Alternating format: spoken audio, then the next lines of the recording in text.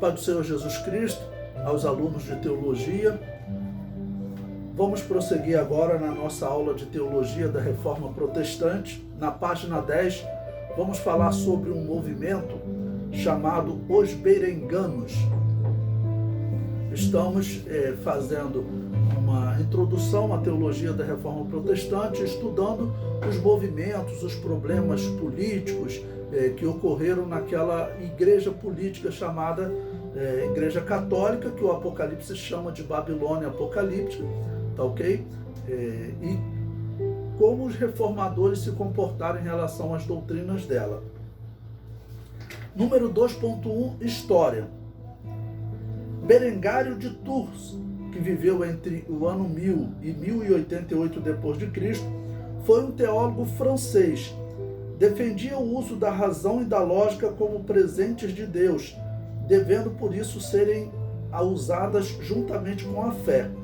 Berengário dirigiu uma escola de teologia e influenciou muitos alunos. As suas obras. Bruch, discípulo de Berengário, organizou as razões para se separar da Igreja Católica em um livro que ele intitulou Anticristo.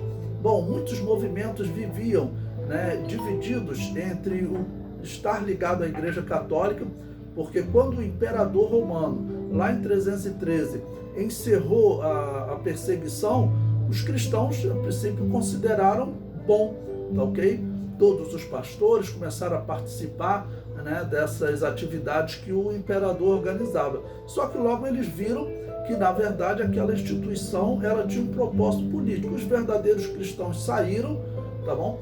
E começaram a ser perseguidos. Até o principal teólogo da Igreja Católica, Agostinho, foi um dos maiores perseguidores, que defendia mesmo a morte dos cristãos que não concordavam. E alguns viviam divididos. O caso de Berengário era um que vivia dividido, tá bom? Estar ou não ligado àquela instituição, estar com ela, de uma certa forma, você tinha benefícios até financeiros, políticos, respeito dos reis, tá bom? Mas, por outro lado, você tinha corrupção que dirigia essa instituição. 2.3. Ensinos. Negava a transubstanciação.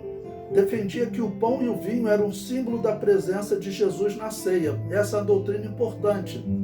Nós, evangélicos cristãos, defendemos hoje que o pão e o vinho é um símbolo.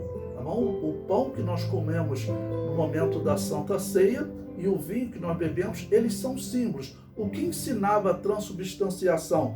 Essa doutrina católica, nós vamos ver o histórico dela mais à frente, ensinava que o pão tornava-se, de fato, a carne de Jesus.